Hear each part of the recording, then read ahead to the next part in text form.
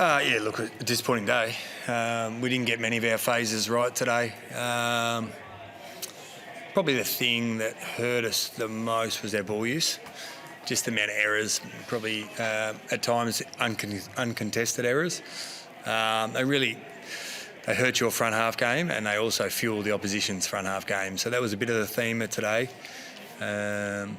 Probably just our ability at times to win contests ahead of the ball, or when we were in offence, we just struggled. So it's sort of a bad combination when you're losing clearance and then stuck in the back half. That's a bit of the theme for us at the moment, unfortunately. So it's a space we're going to have to improve in pretty quickly. Clearances, when you look at Gold Coast series, well, setting clearances and contested possessions. So both games here, you've been built in those sections. What do you have to do to improve on that? Because you were better at that last week. Yeah, there's a bit of method in it. We're going to have to explore some personnel as we did as well. But yeah, as I sort of mentioned, it's a nasty combo when you get beaten at the source and then struggling to move the ball from the back half. So we'll continue to work on it. It's going to be a work in progress. It's not going to be fixed overnight, but we need to improve as quick as we can. Jeremy McGovern came off with that groin injury. Have you got an idea early on how severe it is? No, not the severity of it. We just understand we had to sub him out straight away. So there's clearly something in it. Disappointing to lose him. Really important player to us, as you all know. So we'll go and scan it and see where it lands. Considering you were a bit short in defence, I suppose, with those three key tools, what was the thinking behind subbing out Harry Edwards? We just had to change something in the game. We wanted to get Elijah in. It's funny how the word works. You sub out one key back, the other one gets injured. That's unreal, right? So, yeah, we just wanted to change something in the game. We were still trying to win the game at that stage, and it's a move we tried to make. Do you feel like you've got enough depth in the waffle, though, to be able to help come out and cover potentially not having Jeremy next week? I think probably the last 2 weeks in the waffle, if for whoever's seen it, there's been some really pleasing signs down there. And I've got no doubt there's some players that are ready to play at AFL levels. So, that's exciting. And there'll be some guys that get their opportunity this week, which is great. We've seen Oscar Allen move back at times within games. Would you consider making that a bit of a permanent move while McGovern's out? Yeah, it's one of... Look, potentially. Spoke to Oscar about that at the very start of pre-season. We knew we were slightly thin with key backs, but he's played a little bit of key back in his career as well. So it's an option, and we'll just have to see where it goes and matchups and who we're playing. How much are you feeling for him at the moment? Because the supply today just wasn't there at all, and he seemed to be frustrated at times. Yeah, look, it can be the life of a key forward sometimes. It's not an easy position to play, so... Yeah, we've got to improve our supply, but we also need to keep working on our keys and smalls to provide contest ahead of the ball. Archer Reid looks to have something special about him. What do you make of not only his performance today, but how he's going? Yeah, I thought it was one of the shining lights.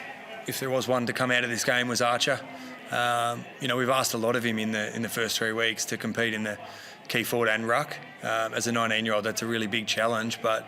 I just think he's made of the right stuff. He's competitive, he works hard, he's got a strong aerial game, but he also gets after it at ground level. So I think he had seven score involvements today, which is team height, and some good signs for him. There was a lot of talk during the week about how you were going to handle Caleb Sarong. What was your plan leading into the match for him and during the match? Yeah, we had a few plans. He's pretty good. He's hard to stop, but we certainly tried to get him done at stoppage for most of the day. But unfortunately, combination of a little bit of our method around there, and he just beat us at times. That's what good players do. You mentioned You mentioned the boys at the start, Andrew. How far do you think it was off what you're capable of at the moment as a team? Look, what we're capable of much better, but it's a work in progress. We're understanding a new system. Just looks like at times they're just making some, uncharacteristic errors.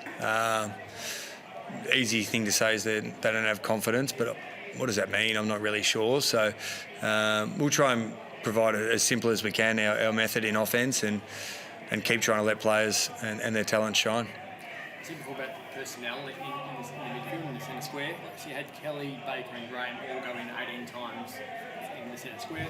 They all had one centre clearance each. So they're your senior bodies in there for most time. If you're looking at different personnel, who can you go to with your senior 10 speeds aren't getting it done.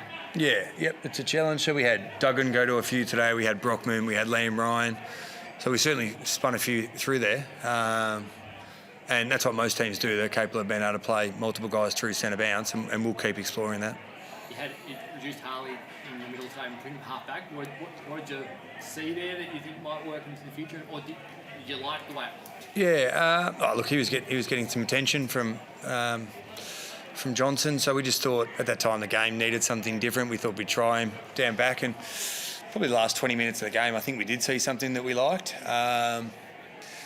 He's played halfback in his career early on as well, and as a junior at times as well. So I think it's if we can add another string to his bow, he can become a pretty dangerous player down there as well. I've seen most guys like him start half-back and then move into the midfield, then move into half-back. Is it easier for him, you feel, if you give him the chance to play that role which others have played at his age to come through? That'll help him over the next few weeks? Yeah, I think to your point, not many young players play AFL midfield straight away. It's a hard task. It's most midfields are really senior guys that have been playing it for a long time. So I think with all our players, Harley included, we want to be able to be flexible and play multiple roles. So I think it's something we'll keep exploring. And what's the chance of Waterman returning next week? Yeah, there's some chance. Yep. So he trained quite well on Thursday, and was a chance for this game, but we didn't quite get there. So the outlook is probably similar to last week, to be honest. He still has to train and be able to cope with the workload required.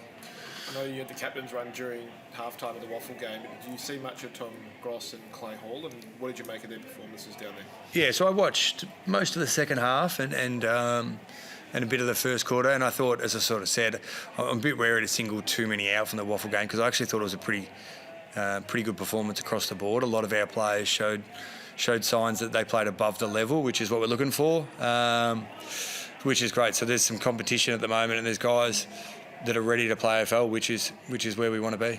There was a few comments though from fans that were a bit perplexed as to Hall not getting a game after 15 disposals and 7 clearances. Was he a bit stiff to miss out? Yeah, he was. Yep, it was a difficult decision for Hawley to not play him, and understand we want to reward good performance, but ultimately Graham came back in, and we rather than move all the magnets to fit Clay in as well. The balance of the team is always a challenge and something we're working on.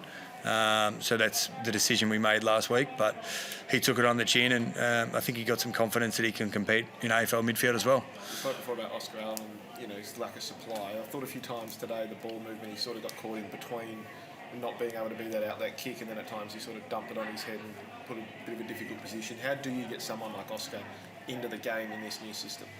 Yeah, it's going to be a work in progress for not only Archer but all of our forwards. We're still working on our ball movement. It's clearly not where we want it to be.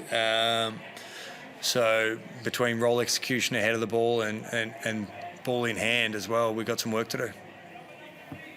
Cool. Thanks.